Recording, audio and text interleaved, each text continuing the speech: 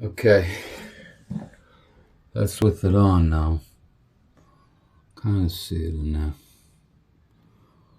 Huh.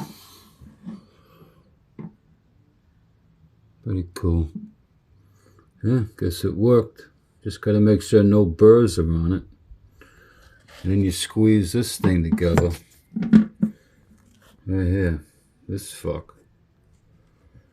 Once you push that in, you get a good, yeah.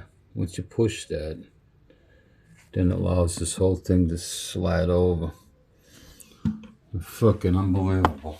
What a fucking nightmare on Elm Street.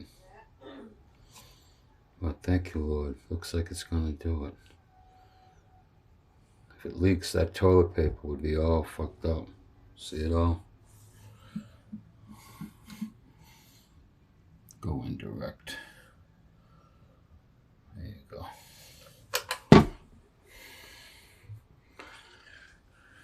Eddie Cars.